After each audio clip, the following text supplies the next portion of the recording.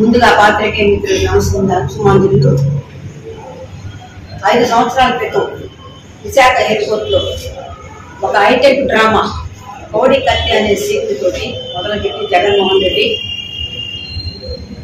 చాలా జైల్లో పెట్టి ఇప్పుడు 5 సంవత్సరాల 1 నెల అయింది. అయినా కూడా ఎట్లాంటి స్పందన ఈ దుష్ట ముఖ్యమంత్రికి లేదు. అనేక బాధలు పడుతూ కోడి కత్తి సీను జగనన్న నువ్వు ముఖ్యమంత్రిని కావాలని చెప్పి అని అన్నాడు. కోడి కత్తి గీసుకుంది లేదు, గాయం అయింది లేదు. నానా రకాలుగా సెంట్రల్ గవర్నమెంట్పై రామ్నాథ్ సింగ్ గారి చేత కూడా చెప్పించుకుని హైదరాబాద్లో జరగడం జరిగింది.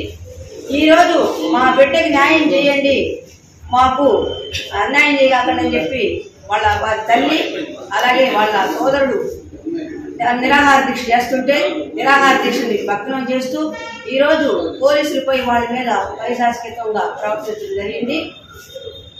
దళిత బిడ్డని నేను మీ మధ్య పెరిగాను అని చెప్పేసి వాళ్ళని తలను నిమురుతూ గుర్తులు పెట్టుకుంటూ నేనున్నాను మీకు అండగా అని చెప్పేసి పోయి వాళ్ళ ఓట్లతో కేసు ఈరోజు ఎక్కడే చూసినా కూడా రాష్ట్రం మొత్తం మీద కూడా దళితుల్ని ఊసకోతకు వచ్చినటువంటి ప్రభుత్వం ఏదైనా ఉందంటే వైసీపీ ప్రభుత్వం, అందులో జగన్మోహన్ రెడ్డి అని చెప్పేసి చెప్పడానికి ఎలాంటి సందేహం లేదు.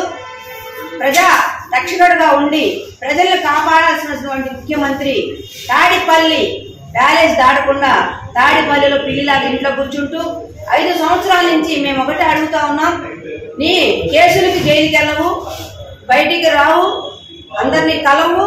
నిన్ను నమ్ముకున్న కోడి కత్తి సీను 5 సంవత్సరాల నుంచి జైల్లో ఉంటే ఒక్క రోజు పోయి నువ్వు కనుక ఒక సాక్ష్యం చెప్పినట్టయితే అతను ఎప్పుడో బయటకు వచ్చేవాడు.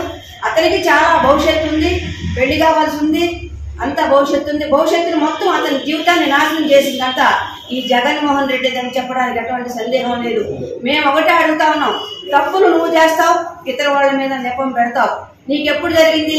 25/10/2018 సంవత్సరం జరిగిన సంఘటన ఇప్పుడు నువ్వు కూడా తీసుకోలేదంటే దళితుల పట్ల నీకు ఎలాంటి ప్రేమాభిమానం ఉందని తెలుస్తా ఉంది. ఇదే కాదు, అన్ని కేసులు వెనక నుండి చేపిస్తావు, అందరినీ ఇష్టం వచ్చినా చంపిస్తావు, మీ ఎంపీని తప్పులు చేసిన వాళ్ళు కాపాడుకుంటావు.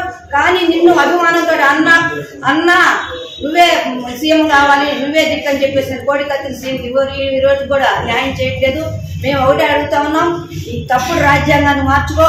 ఈ విధంగా చేసుకున్నట్టయితే దళితుల ఉసురు తగిలి ఆ తల్లి ఉసురు తగిలి నువ్వు పతనం అవడం ఖాయం అని చెప్పేసి తెలుగు మండలి తెలియజేస్తా ఉన్నాం.